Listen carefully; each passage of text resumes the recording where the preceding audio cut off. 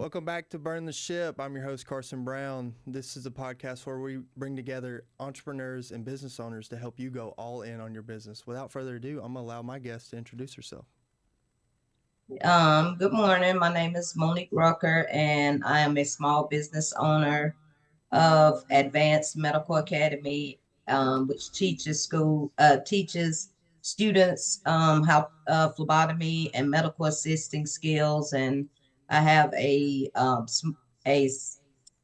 mobile phlebotomy business, and I also teach CPR classes. Awesome. How we like to start the podcast is just to kind of allow you to tell your story, every detail, how you got where you are, the roads you took to get to the places you've been. Don't leave out any ins and outs, just because I know a lot of your story, and I think a lot of people would benefit from hearing it as well. So I've been in the medical field for about 22 years now. I started out as a medical assistant working in doctor's offices, mainly primary care, internal medicine. Never worked in a specialty office or anything. And I was a medical assistant for quite some years, and somehow I transitioned into the laboratory industry of it. Didn't really think that I would like phlebotomy alone because I get bored easily, but I actually ended up loving it. So I started out as a phlebotomist.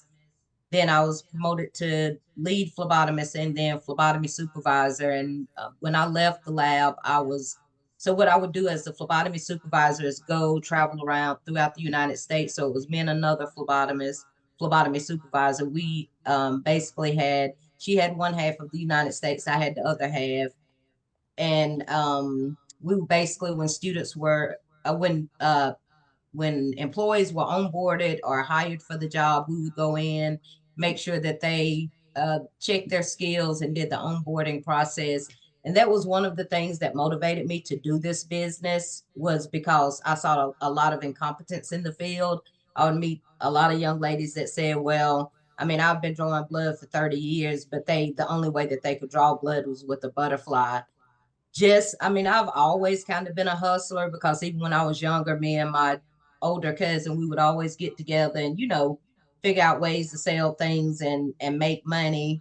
But in the interim of me, before I got to where I am as far as this business goes, I kind of didn't take the right path when I was younger. So, like how most people come from a long line of, their parents may be attorneys or school teachers, or some have some kind of career that is legal. That was not the case with me. Mostly everybody in my family was drug dealers, and a lot of my cousins chose the route to get out. But I just jumped on that train and I went down it myself. I don't, I'm not proud of the fact that I went there, but I definitely think that it was going through that helped to build my character and who I am today. And once I became a convicted felon, it made things a whole lot more difficult, because even though I was always in school, I've always been big on education. Even though I was always in school, society tends not to look past the things that you've done in the past. So I've since had a pardon, regained all of my rights, but you can still go up, and it's about 20 years old now, but people still bring it up. So that was part of my motivation as well, to try to help convicted felons and just to be an advocate for them and let them know, that just because you got convicted of a crime, that does not mean that you still can't be successful. You just have to fight a little harder. And I mean, basically for me, I've always been a fighter. So, I mean, the fight is not fair, but that's part of life. A lot of people say life isn't fair, but I would say for the most part, life is fair. And for me, the good days outweigh the bad. And and because of the path that I had to go down, I've met some amazing people. When I had the idea to start the school, I just started to accumulate things over time, like all of my supplies, like, needles, the main supplies that I need to perform the school. Most of those things were collected over time. People donate them to me. So it was definitely a blessing to be able to go from where I was and to be where I am now, which to me, success is not about wealth. To me, success is a peace of mind, having those things that make me happy. And so I look at things totally different than other people do, but it's definitely a blessing to be here after what I went through. Absolutely, and I can agree with how you talked about things. Perception is a big thing, and the way you mentioned that people say life isn't fair, that life is fair. Life is all about what you decide for it to be. Mhm. You wake up every day and get to make a choice, and at the end of the day, it's all a perception thing. We all look at it differently. We all have a different lens that we view life through. Um, when I believe persevering is something that you were very successful at, is there any tips that you would have towards the audience, to help them if they're struggling with something from their past and you know struggling to get over that hump to move forward? What type of advice would you give them? The main thing that I would say is it took a lot of prayer for sure, but when you're praying, you have to believe that that thing is going to happen. And just looking beyond, I had to the thing that helped me get through it was to stop focusing on what had happened and focused on what was ahead, thanking God for things that had not happened yet, because there was several interviews I went on and they'd be like, you know what, Miss Rucker, you're a good, you have all the skills and you're a good candidate, but we can't do it because of the background check. And just believing in yourself when nobody else is believing in you. That's the main thing. Because I think a lot of times, and it's easy to lose hope when you're in a situation like being incarcerated and things like that, because it was probably one of the most humiliating parts of my life. Just the way that they treat you. But I've always been one to stand. I'm a person that gives respect and I demand respect. So I would just tell anybody, no matter what obstacle it is that you're facing, you just have to stay focused. And I think that's just a problem with society overall. If there is any problems, I think too many times we spend too much attention focused on those things that are not happening, instead of being grateful for those things that are. Yeah, I have a criminal background, but I'm free now. I mean, it's people that don't have a criminal background, but they're in bondage in their mind. So I just Absolutely. thank God for my strong will and my perseverance. And you just have to keep running the race and know that when nobody else believes in you, you if you believe in yourself, you'll overcome anything it is that you need to come. And it's just finding that inner peace within yourself, I think. Absolutely. They say that 85% of things that we worry about never even happen. Yes, yes. And it's absolutely like you said, some people are free but they're not free. Mhm. Outside of the struggle to get looked at for being yourself and not for what had happened in your past, was there any other struggles that you kind of faced when starting your business, or over time within your business, something that was just a bump in the road that took you some time to get over, other than what you had dealt with previously in the past? Not really, because that's what I tell people all the time. It was like once I came up with this idea, because prior to me starting it, I was in nursing school, three-quarters of the way through, and they already knew about my background. So they dismissed me one time.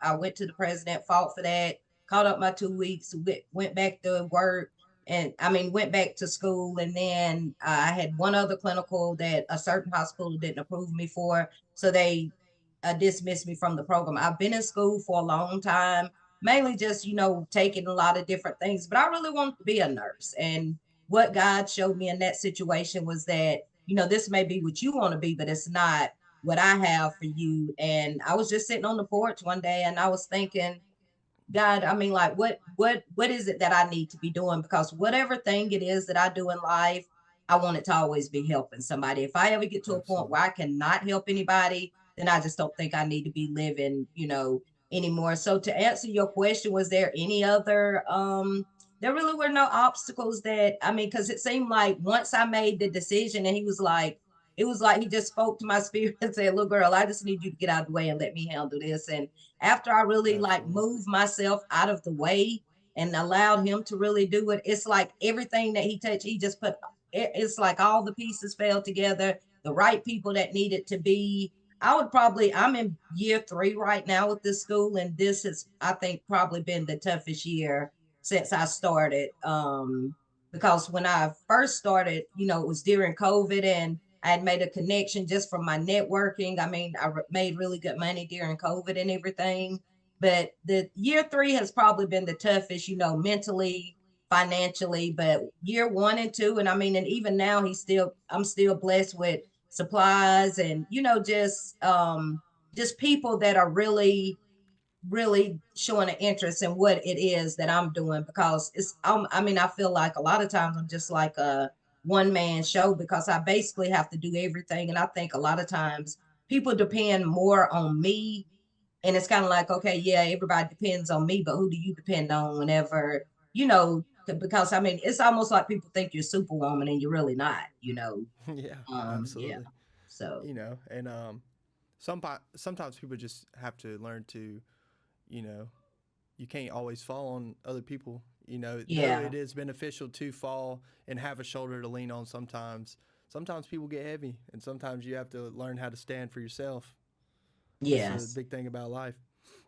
Mhm. Um, well, outside of the things you struggle with, what are and other than I believe persevering has been your strongest one of the strongest things I can commend you for. You persevered through some very tough things. But outside of that, what are some things you've been very successful at over time that maybe you could teach our audience Just and having a give some advice about? a positive impact on people. I mean, people tell me all the time that I just don't realize just how powerful, because I mean, I care about people and I do have a strong personality, but I think that for the most part, I'm a very genuine person. I'm very transparent. And I think for me, I think this world is already diluted enough. I think a lot of times we tell people what they want to hear instead of what they need to hear, because just like the old saying go, if it's not broke, if I don't know it's broken, then I can't fix it. So if I see you're making a mistake and I don't correct you on it, then I'm not doing you any favors there. So Absolutely. I mean, so my successes has just been, I mean, like, one student, I mean, she worked at Walmart for years, older lady, and she was like, I didn't know how I was going to get out of there, but because of the school and the partnership that I had with Goodwill, she was able to go get her a job. Now she's back in cardiology. She loves her job. And just to see some of the young ladies, you know, I didn't realize how broken women truly were. And I'm sure there's some broken men as well, but Yeah. I'm dealing mainly with women, and I didn't Mm-hmm. realize how truly broken they were.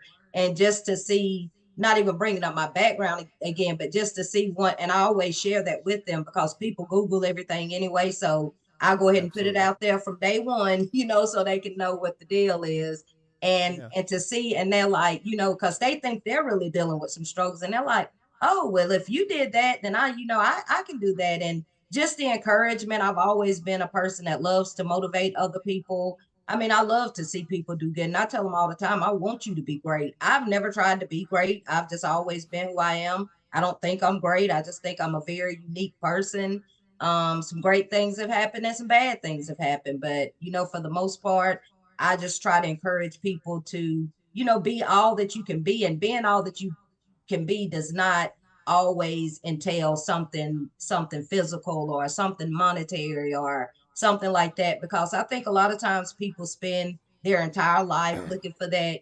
People say money can buy happiness, and but it really can't, because once you find that peace of mind and that true peace of mind, nobody can take that from you, no matter what they take. So that's Absolutely. that's the way I live my life.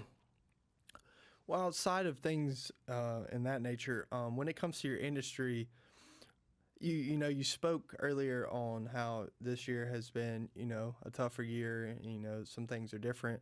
What are some challenges that your industry does face? Just mostly I would say probably commitment on the student's part. Like I said, I'm very compassionate about what I do. When I started in healthcare 20 something years ago, things were different. I feel like, physicians, and think people overall cared more. They cared about the Absolutely. patient. And now it's like, I was working in offices that would see 70 something patients a day. And I mean, we were the medical assistant. We would do the front office, the back office, the triage and the patient. drawing the blood, and it's like now it's all about numbers. Okay, we got to get these people through. And I just think that the compassion, that is gone. And then I have students that come in and, you know, it's like it's so phlebotomy is a 8 week or either a 10 week course, depending on whether you're doing day or evening. And medical assistant is a 16 week, but they're always talking about, well, I don't want to do this and I don't want to do that. And I think this is, and again, this is just my perception and what I'm seeing is that they're not. I want to, let me just say this. I want to see more people in it for the right reasons. I want to Absolutely. see more people in it because, like I tell them all the time, we're all living, so we're all going to die. We're all going to end up in somebody's hospital or doctor's office. And when you go into that hospital or doctor's office, you want to be confident that the person on the other end is trained adequately to take care of you. So that's been the biggest challenge for me is just seeing people, and that again, that's just me gauging how I think they care. And again, it just had to be revealed. God had to convict my spirit again and tell me, you know what, you don't need to worry about the ones that don't care. I need you to focus on the ones that I sent that do care. So that's kind of how I had to reset my mind with Well, that. when it comes to things like that, and you notice that within any industry, especially now, monetary value means a lot to people, quantity over quality. It's always life has become a numbers game to a lot of people, Yes.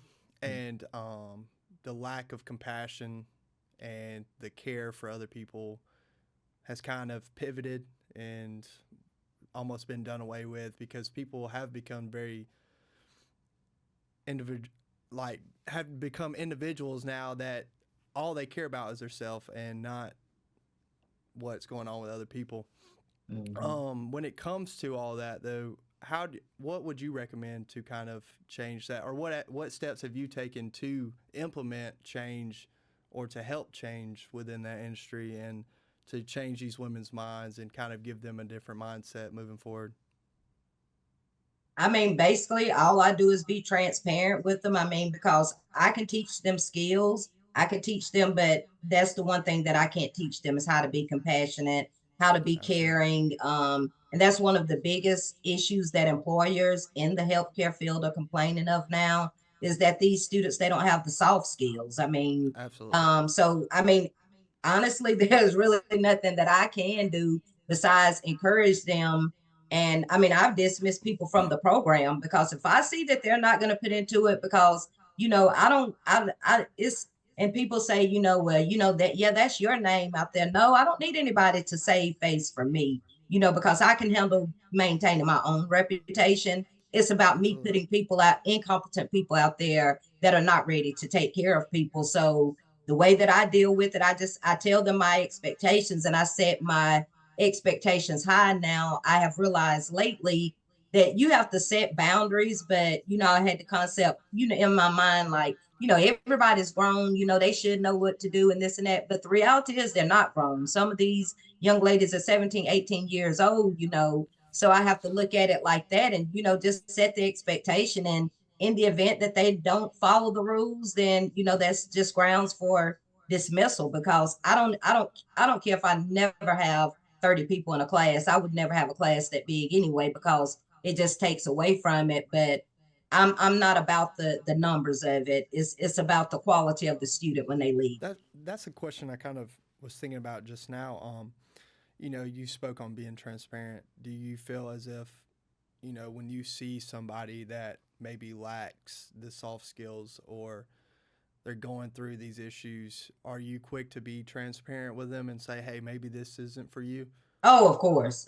Yeah, Absolutely. yeah, That, probably and too I feel like quick. that's a Yeah, proper thing to do. I yeah. feel like too many times people try to, and money in people's pocket, and that's where it's big on what you said. You're not very, the monetary side doesn't really matter to you as much as the peace of mind does, and Mm, people know other people make them money, and they're not going to push somebody away, and then that's where somebody eventually over time they find themselves kind of stuck and lost. yeah. And I commend you for being transparent, and that's not something you come by very often nowadays. So um I'm obviously I'm not very I've kind of had to look into it, phlebotomy. Is it a growing industry? Do you see more Yes. people kind of getting into it now?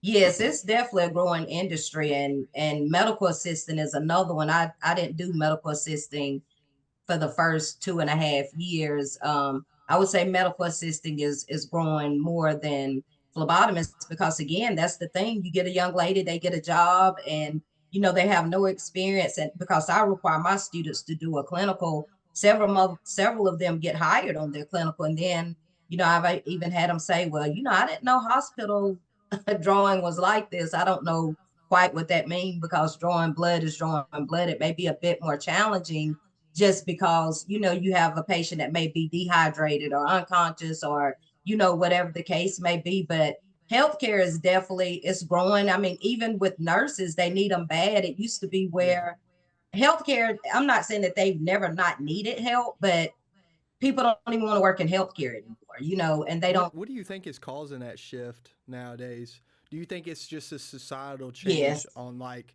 how women view like their self, or like not that I want to talk for women, but like I feel as if women have gotten this slight nudge from society that to push to do other things, and men are good at it too, but I feel like women are just great with soft skills usually. They're Hmm. just they're caretakers. They're amazing when it comes to taking care of people and being compassionate. And I feel like when you push the women into other industries, you're taken away from another industry. Yeah. I think the issue with healthcare and everything across the board, I think that these parents are just coddling their children too much. That That's also true. I feel that's like the push to be great in different fields is also kind of started to slow down. Um, Healthcare is something that's always going to be around, and you're always going to need it. Um, and I feel like people aren't getting told that at a young age. At a young age when we were kids, a lot of us wanted to be doctors. That's the first thing yeah, you think of when you're a yeah. kid. Nowadays, social media and the internet's growing. Kids aren't learning about all these different things you can be. And then by the time they're, you know, 18, 17, and making that decision on what they want to do, they don't truly know. They haven't Yeah. been led in the right direction. And that could be parents, that could be schooling in general. But I feel like healthcare is just something that's always going to be around. It's something that's very important. And I can tell you, I've had three guys come through the program since I've started, and one of them I haven't been able to get in contact with them, but the other two, I mean, they're doing amazing things. To me, guys tend to make some of the best healthcare workers there are. That's also true, and I feel like that's also Yeah. another society thing too. Is that men are just steered away from that Yes. growing Yes. up, and you're steered into different avenues, and I know a lot of men nurses. I know a lot of men assistants, and they've always been great. They do well at their job. They enjoy their job, and you know it's just a lack of allowing somebody to make their own decisions and kind of nudging them into wherever, like parents guiding people by their shirt and saying, hey, you go here, you go here, you go here. Yeah. Yeah. And then not enough of, I'm going to let your shirt go and you choose what avenue you want to Mm, take. yeah. Yeah. So I would definitely like to see more guys come through the program. Absolutely. And I think like you were saying about, and I think that's even just from talking to younger people, I think a lot of times children or young adults choose to go to college. I don't know what percentage. I would be afraid to say 70% of them go because mom and dad wants them to, not because that's what they want to do. Me personally, I mean, I've been pretty successful. I've never been to a university. I tried one shortly, but I'm just a technical school type of girl. I like Yeah. tech school. You figure my son went to college on a full scholarship he started at one private college and then ended at UNG. And, for him, that was good. But then you have this kid over here, they go to school, they learn how to be an electrician or HVAC or whatever. They can get an associate's in 2 years. So in 2 years, they're working, they're making money. And then you got this kid over here still in college. They get out after 4 years, still don't have any work ethic. 9 times out of 10, they're not going to find a job in the field that they went into. And then it's like that student that went to tech school. I just feel like it's so much value in a short length of time that could sustain you for the rest of your life. And I love it. Even like the schools like mine, they're for people that don't want to take the math and the English, but I don't want them to look at it as a shortcut, because I think too many times that's what the younger generation is. Like I'm sure you've heard, we live in a microwave world. To be honest with you, I don't even own a microwave at my house, and people think I'm crazy. But I mean, because everybody just want everything so quick and fast, and they was like, well, how do you heat your food up? I put it in the oven like we used to do when we were growing up. I mean, I just don't, and I'm not trying to give those students that quick. I don't want you to look at this like, oh, this is an 8-week course, and then I'm going to get my certificate. I want you to look at it like this is a lasting experience. This is something that has had a lasting impression on you, and that's why I take them. I take them on lab tours, and even with the medical assistant, I've started requiring them to do a shadowing prior to them, soon as they get in the program, because I think some of them had a misconception of what a medical assistant really does. A medical assistant works hard. That's why I stopped being.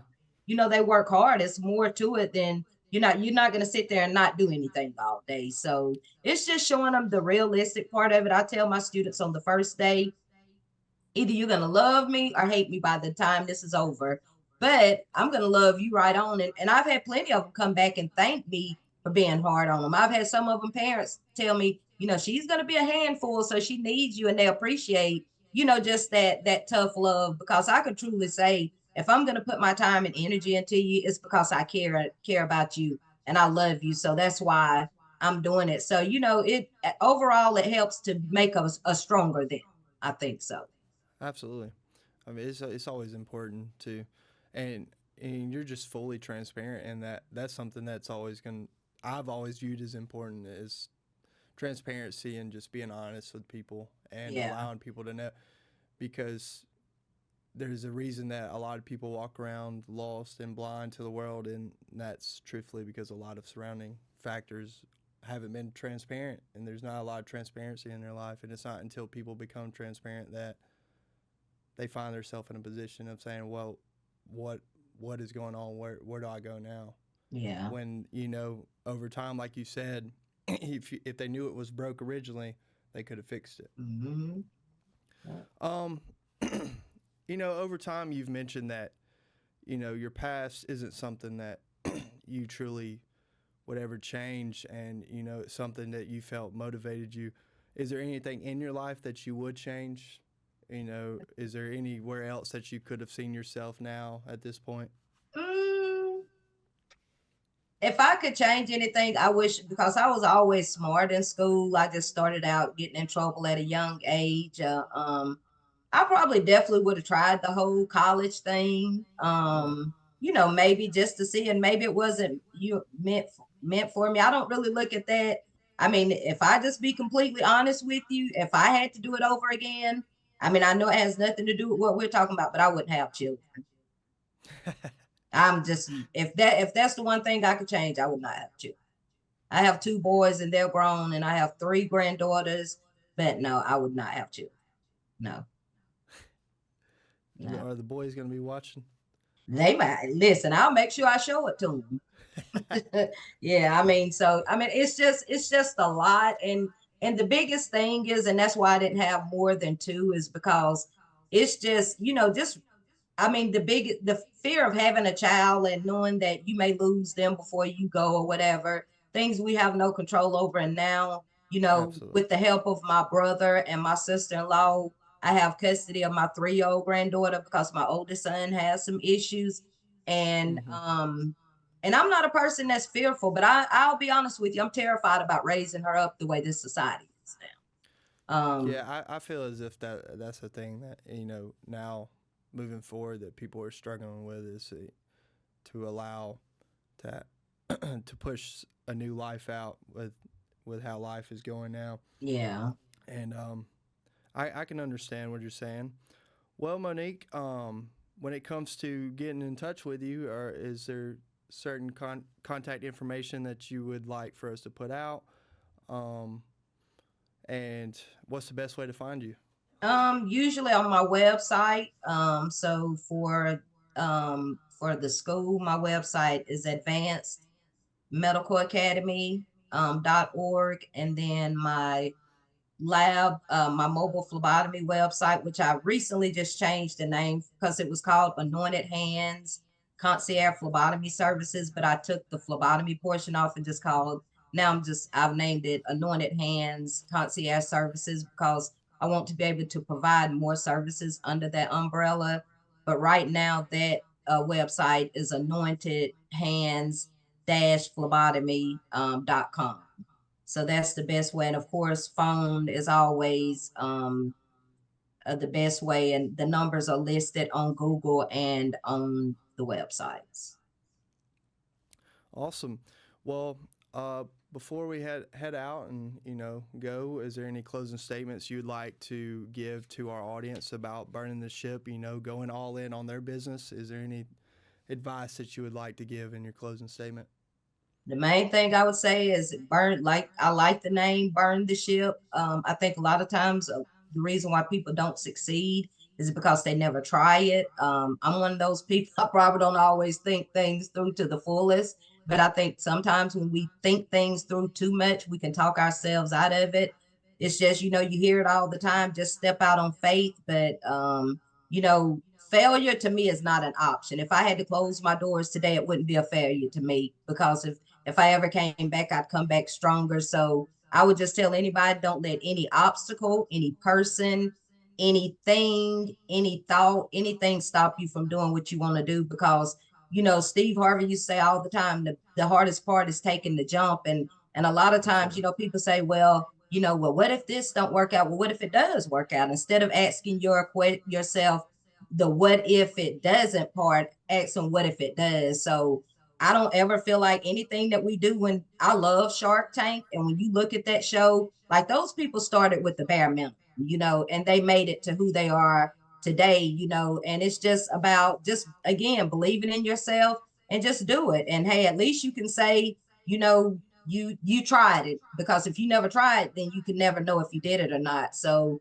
just know that failure is not, it's not even failure and can't. I try not to put in the dictionary for me. So I just keep pushing, and again, just don't let nobody discourage you. And you just gotta, it's the bad days that make you appreciate the good days. And days are gonna get tough, but just hold on and it'll all come together in the end.